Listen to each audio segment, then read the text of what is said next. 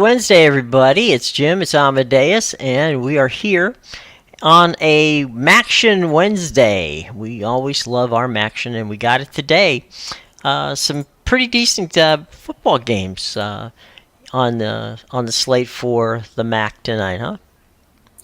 Yeah, definitely another good slate. I'm coming off a nice winner in the MAC last night with Western Michigan. They pulled out to an early lead. It got a little sketchy near the end, but they came through to win that game by 10, so that was a good one. Yeah, we got a few good ones tonight. Obviously, Akron, they haven't been doing well this year, but Miami, Ohio, they're a real contender for the Mm-hmm. MAC title. So those two will be taken on. Then we got Bowling Green versus Kent State, the only team in the conference without a conference win, I believe. I believe you're And right.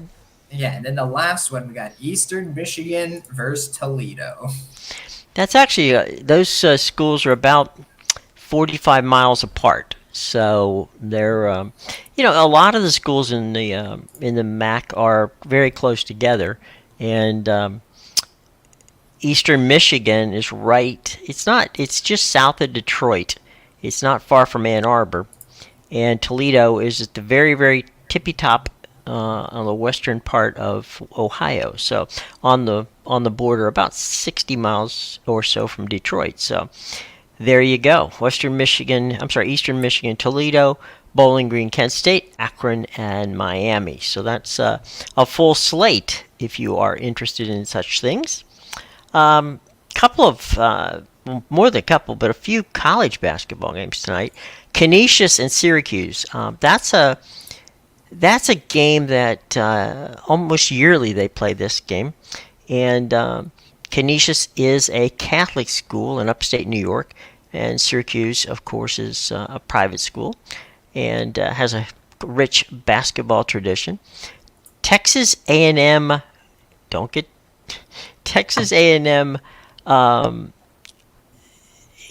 Commerce against Texas Tech. So it's not the Texas A&M that we know from the SEC. It's Texas A&M Commerce takes on Texas Tech at 8 o'clock. Also at 8 o'clock, we got Lincoln, Missouri, taking on St. Louis, Missouri, in a battle of Missouri teams. And then late night tonight, you've got Stanford and Hawaii playing basketball, and Stanford is 0-0 in the Big West, and Stanford is ranked 15th in the country, and they are 0-0 in the Pac-12. So that's the game tonight on the college side. The game's being played at Maples Pavilion on the campus of Stanford, and affectionately known as the Barn. So, and there's one here that you know could have been a tournament game last year. Florida Atlantic, who's the number 10 team in the country, taking on Loyola of Illinois, which we all remember from Sister Jean and all the fun stuff at Loyola in Chicago. So Loyola in Chicago was taking on Florida Atlantic in a game tonight. 7 o'clock start, and they are. Let me see where we can find that game on ESPN. So if you are so inclined. So there you go. That's what we got going on today. And anything of interest in soccer? Yeah, we got a few things going on in soccer today. Right now, we have some Champions League matches currently going on. Mm-hmm. Napoli and Union Berlin are tied 1-1, as well as Real Sociedad beating Benfica 3-1 in a match where it could really be 5-0 for Real Sociedad right now.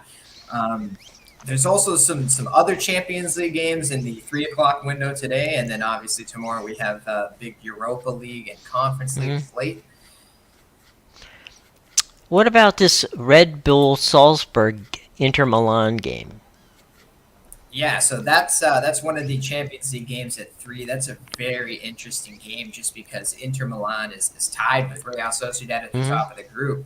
But if Sociedad closes out this match that they're currently leading Benfica in, then Mm-hmm. Inter Milan is going to need a win in this match just to keep pace with Real Sociedad, who'll be leading the group at that point. But That's going to be a very good match just because Red Bull Salzburg is no pushover, especially Hmm. when they play at home. And Inter Milan has definitely shown flashes of given some reasons as to why they could be one of the best teams in Italy this year. So obviously they made it to the finals of Champions League last season as well. So they have that motivation to play with. So that's going to be a very good game a very good game to watch this afternoon. There's a few other ones too.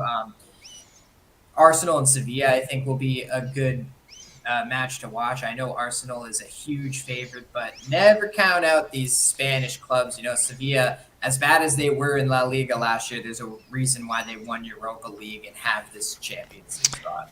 I was looking at the odds. It's home is plus 380, and a draw is plus 290, and away is minus 145.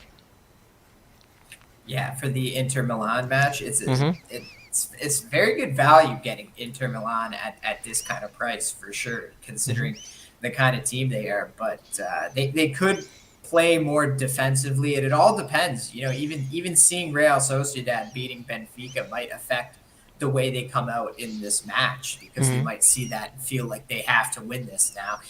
They do play Real Sociedad one more. That's actually the one meeting that both teams have a draw in. They both Hmm. won their other two matches, so definitely, yeah, that'll probably be the match to watch on the Champions League slate today.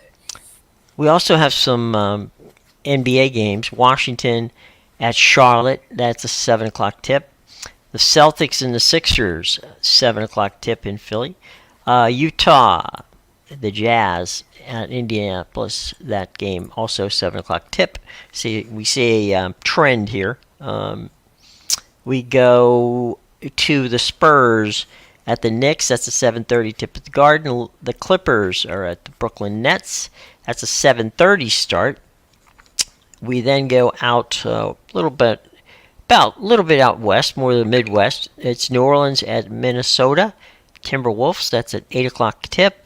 Lakers and Rockets in Houston. That's an 8 o'clock tip. Detroit and Milwaukee's an 8 o'clock tip. The Heat are at Memphis. That's an 8 o'clock tip. The Suns are at the Bulls. That's 8 o'clock.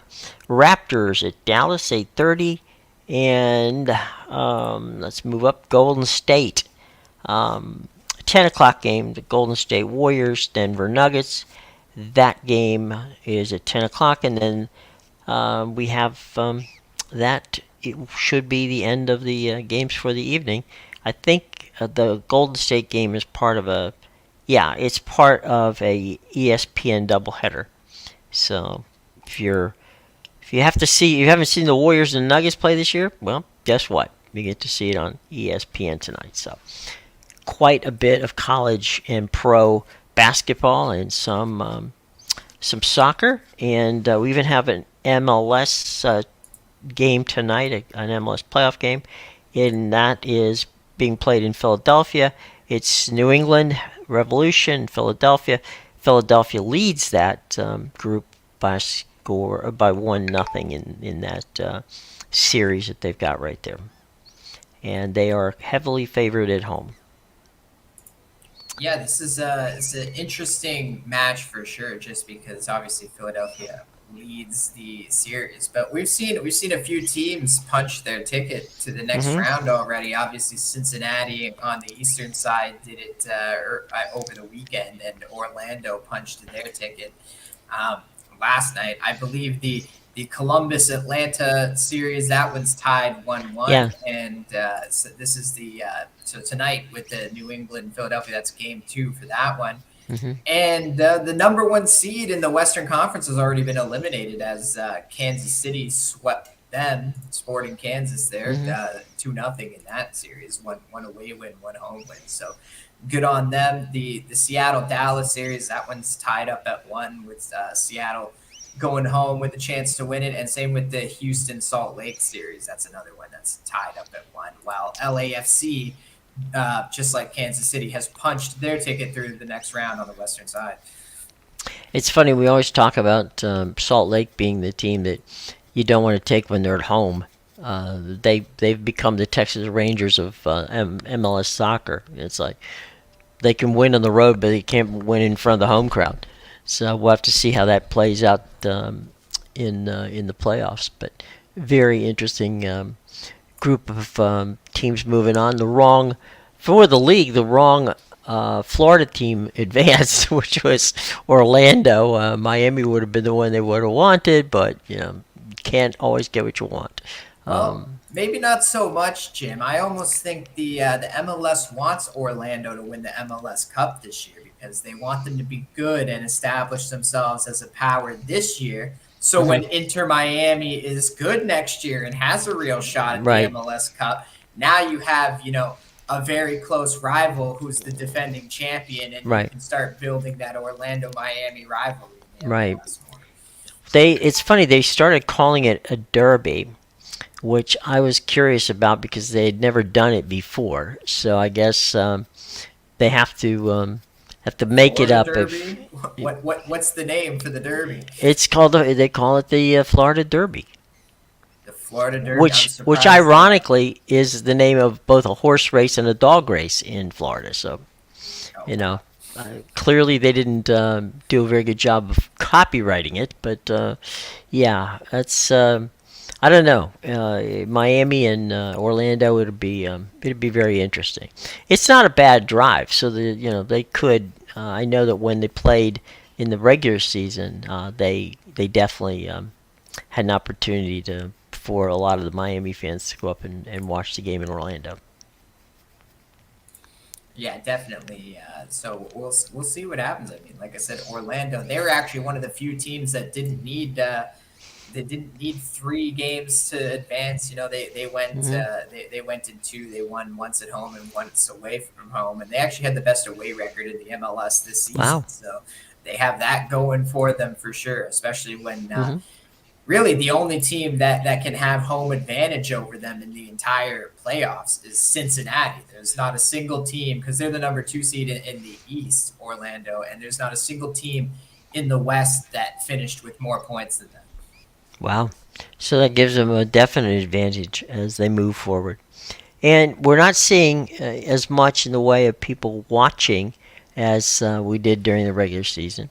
And also, we're not seeing as many people going to the games as we would hope to see. There's an interesting, Charles Robinson wrote on Yahoo Sports today, an interesting column, which is the Patriot way was really the Brady way. And he talks about how that Belichick didn't win prior to Brady coming. Then he won when Brady was there, and then he hasn't won after him. Fair or not fair, it's kind of the way things are going ahead. There is a fantasy football trade tip, and that is move C.J. Stroud ahead of the deadline. Basically, they're saying trade him ahead of the deadline because they think that the second half of the season is not going to be good for C.J. Stroud. So, interesting from that standpoint. We have bowl projections coming up here. And we have a thing from Foxy going. Here's a question. Newcastle heading out of the Champions League. We gave it a go, but not good enough, especially with all the injuries we have. So Newcastle didn't quite get through. Yeah, they were definitely lacking on depth now with the condensed schedule and all the injuries, as you said, were piling up. But you can't be losing to Dortmund twice. That's just a real killer. Here's the conference bowl eligible teams. We'll start with the AAC. Tulane, SMU, Memphis, and University of Texas San Antonio needs 2 wins. Florida Atlantic, South Florida, and Rice need 2 more wins. And the ACC bowl eligible, Florida State, the team you saw the other day, Louisville, North Carolina, Duke, Boston College, NC State, and Miami needs 1 win. Georgia Tech needs a win. Clemson needs a win to make it. Big 12 bowl eligible teams are Texas, Oklahoma, Oklahoma State, Kansas State, West Virginia. BYU and Iowa State could use one more win to get in. And that takes us to the Big Ten. Their bowl-eligible teams are Ohio State, Michigan State, Penn State. I'm sorry, I said Michigan State. I meant Michigan. So it's Ohio State, Michigan, Penn State, Iowa, Rutgers. How about that one? And needs one win. Maryland needs a win. Minnesota needs a win. Wisconsin needs a win. And Nebraska needs a win to make it. Our friends at Conference USA, Liberty, Jacksonville State, New Mexico they're in. Western Kentucky needs a win, and 2 wins would get Florida International in. We talked about the MAC. The MAC has Toledo, Miami of Ohio, and Ohio right there on the bowl eligibility. Mountain West, Air Force, Fresno State, UNLV, Wyoming. Air Force, if they keep going and go undefeated, would be the likely Group of 5 team that gets it to the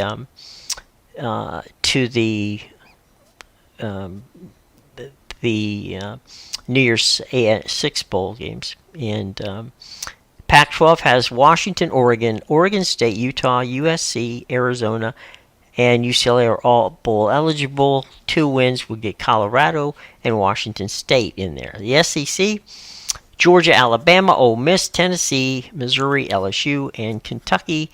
1 win would get Texas A&M, Florida, and Auburn in. And there you go. Here's the New Year's 6 bowl games as projected today. The Cotton Bowl, which is played in Jerry's place out in Texas, has Texas and Washington. So Texas gets to stay home and face Washington. That would be an interesting game. Penn State and Auburn in the Peach Bowl. Louisville and Ole Miss in the Orange Bowl. Fiesta Bowl would be Tulane and Oregon. The Rose Bowl would be Michigan and Florida State, and that's a semifinal game. Georgia, Ohio State would be in the other national semifinal game, which is the Sugar Bowl game. That's really interesting. I don't see Oregon there for some reason. Yeah, I think all these predictions people put out are just complete ridiculousness. I don't know how. Tell me this scenario. I don't know how you can continue to put Michigan and Ohio State both in the college football playoff when there's a chance you're going to have an undefeated Washington with a Pac-12 title, and you're going to have a 1-loss Ohio State team with no Big Ten title. So how the hell do they get in the college football playoffs over a team like Washington or even a team like Oregon? Because Oregon could end up with 1 loss and a Pac-12 championship if it ends up being them versus Washington in the final. Right. Pac-12, yeah. So, yeah, I mean, that's interesting because I think it was 1994 or 95. Florida State beat Florida in the rivalry game at the end of the season. And it turned out, as things would have it, that Florida played Florida State in the national championship game that year. So it was really kind of a weird situation where, the 2 teams played each other during the regular season and then played each other in the national championship game. Now, I don't see how a 1-loss Washington and a 1-loss Oregon team, how can you keep, at least one of them should get in the playoffs, and one of them should get a New Year's 6 game. Yeah, I just don't get it. Definitely, there can't be 2 Big Ten teams. Maybe in previous years, we've been getting away with it because it's been a lot of Big Ten SEC dominated. But there's good teams all around in every conference this year. There's a good ACC team. There's a good Pac-12 team. There's a good Big Ten team. There's a good SEC team. So there cannot be 2 Big Ten teams in the college football playoffs this year, or it's an even bigger joke than I already thought it was. Well, the thing is, they're going to play each other. So how do you put them both in there if they play each other? Yeah, and one might not come away with the championship. Right. So where does that work? I mean, it doesn't work at all. So good to see our friends from Twitch online here today. We're doing well. Hope you're doing well as well. So yeah, I mean, it's grins and giggles to look at, but as far as bowl projections, we still are a good 3 or 4 games out before you start looking at seriously at it. And then the way the playoffs. I mean, let's say Florida State goes to the playoff game in the ACC and gets beat, which is possible. So how does that change things up? I will tell you that there are a lot of people out there concerned that a one-loss Alabama team would be foisted into that in that foursome along with Georgia. That would be a travesty. That Alabama team is getting better, but they're not one of the top 4 teams in the country. Yeah, absolutely not. That would be again another ridiculous thing because Georgia has clearly established themselves. Obviously, we'll find out because maybe Alabama makes the championship game and finally beats Georgia, so that would throw a wrench into things. But Yeah.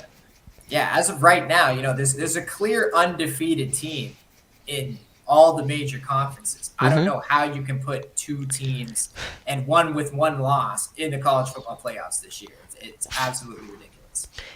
And I don't know. I think that we're in a situation where on the holding pattern, it's very possible that the Big 12 gets shut totally out.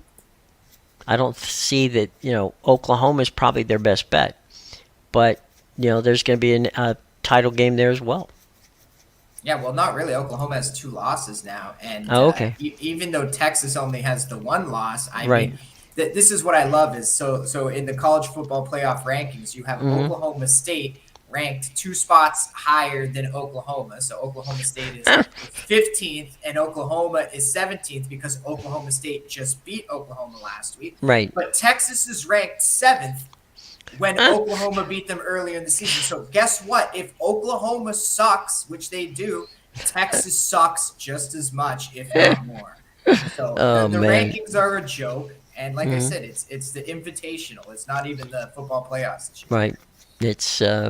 It's silly season already. There you go.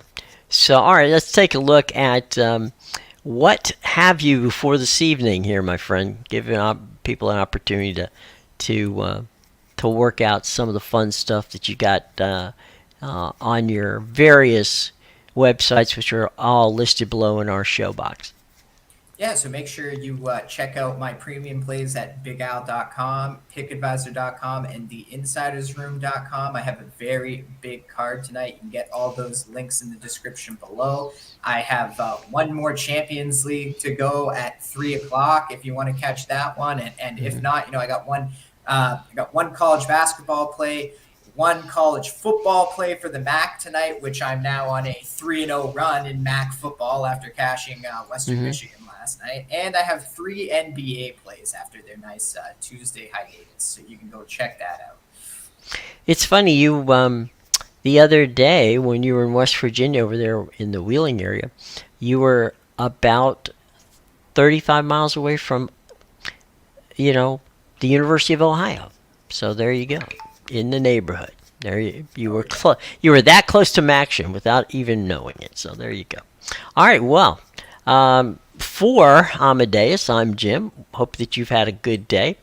We will be back tomorrow, and we're going to have some NFL football here tomorrow, along with some college football and some college basketball, of course, the NBA, and all kinds of crazy. So join us tomorrow. We're going to have a lot of fun, and we thank you for coming by today.